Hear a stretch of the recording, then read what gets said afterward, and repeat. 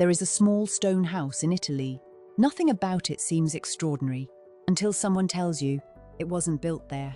According to one of Christianity's oldest traditions, this very house once stood hundreds of miles away, in Nazareth, the place where the angel Gabriel is believed to have spoken to Mary, the place where Jesus spent his childhood. And then, one day, it simply disappeared. Years later, the exact same house appeared on a hill overlooking the Adriatic Sea. No roads, no builders, no records of anyone transporting it. No explanation that satisfied everyone.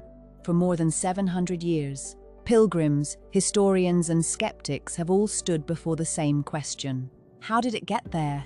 Some believe angels carried it across the sea. Others insist there must be another explanation. But before you decide, wait until you discover the details historians themselves still struggle to explain. Because the ending of this story changes everything. High above the rolling hills of central Italy sits one of the world's most visited shrines, the Sanctuary of Loreto. Every year, millions of pilgrims climb the hill for one reason. Not because of a magnificent cathedral, not because of priceless artwork, but because of something hidden inside, a tiny stone house. Simple, bare, almost disappointingly ordinary, until you realize what believers claim it is. The Holy House of Nazareth, the very home where Mary is believed to have received the Annunciation, the home where Jesus lived with Mary and Joseph. If that were true, this would be one of the most important places on earth. But that raises an impossible question. How could a first-century stone house travel from the Holy Land to Italy without being destroyed, without leaving convincing historical evidence of its transport? And why does this mystery continue to fascinate both believers and historians today? The deeper you look, the stranger the story becomes. This is where the story takes an unexpected turn. For centuries, many assumed the tale of angels carrying the Holy House across the sea was simply a beautiful medieval legend. But then, archaeologists began asking a different question. What if the house itself could tell its own story? Stone by stone, researchers examined the walls inside the Holy House. And almost immediately they noticed something unusual. The type of limestone used in the structure isn't native to central Italy. In fact, it closely matches the limestone traditionally used around Nazareth. That alone was surprising, but it wasn't the only discovery. Experts found ancient graffiti carved into some of the stones.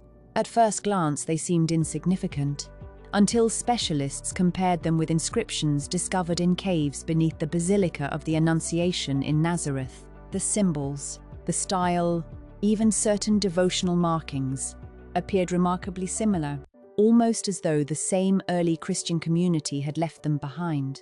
Then came another mystery. The house has no traditional foundations.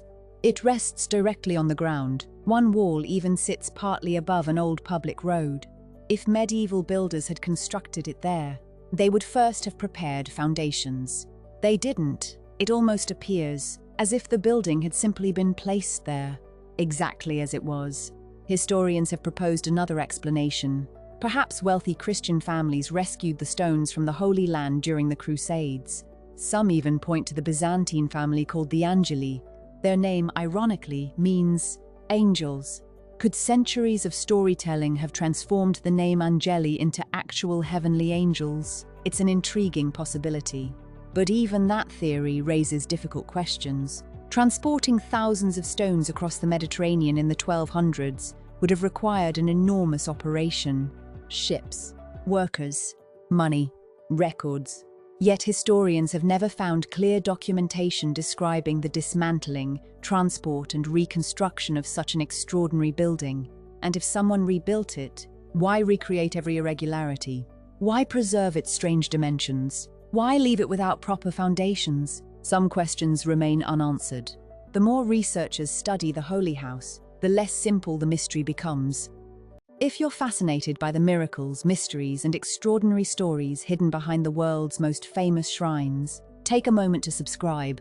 Every week, we uncover places where history, faith, and unexplained events continue to challenge what we think we know. And before this story ends, you'll discover why millions of pilgrims still travel to Loreto, believing that stepping inside this tiny house can change their lives forever. If the mystery alone were the reason people came to Loreto, the crowds would have disappeared centuries ago. But they never did. Generation after generation, millions have continued climbing the same hill, not because they are looking for archaeological proof, but because they are looking for hope. Walk through the Great Basilica on almost any day of the year. You'll hear dozens of languages, families, young couples, priests, children, people in wheelchairs, pilgrims carrying photographs of loved ones. Some arrive smiling, others arrive carrying burdens no one else can see, and almost all of them eventually make their way to the same place, the little stone house at the center of it all. Inside, there is an atmosphere unlike anywhere else. The noise of the basilica fades away. People lower their voices. Many simply stand in silence. Others kneel. Some begin to cry. Not because anyone tells them to, but because something about this small, humble room makes life suddenly feel very close. This isn't a magnificent palace. It's an ordinary home. A place where, according to Christian tradition, God entered human history through an ordinary young woman who simply said, yes. Perhaps that's why the house touches people so deeply.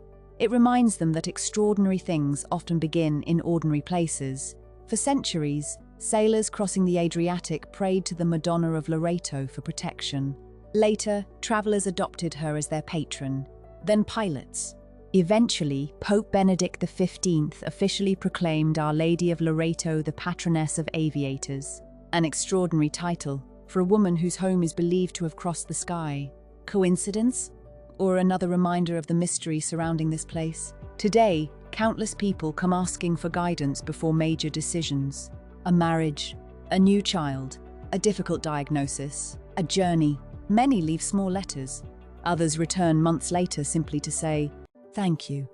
Not because every prayer receives the answer they expected, but because many believe they encountered something impossible to explain, something deeper than certainty, something stronger than fear. So, how did the Holy House reach Loreto? Did courageous Christians secretly dismantle it stone by stone, risking everything to preserve one of Christianity's most precious places?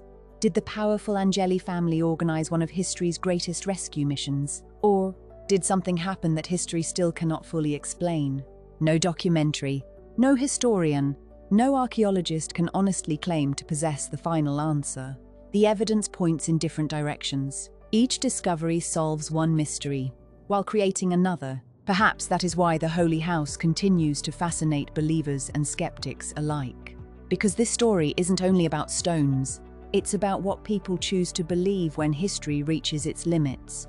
Every year, millions continue walking through the doors of that tiny house. Some arrive convinced, others arrive doubtful. Almost all leave changed in some way.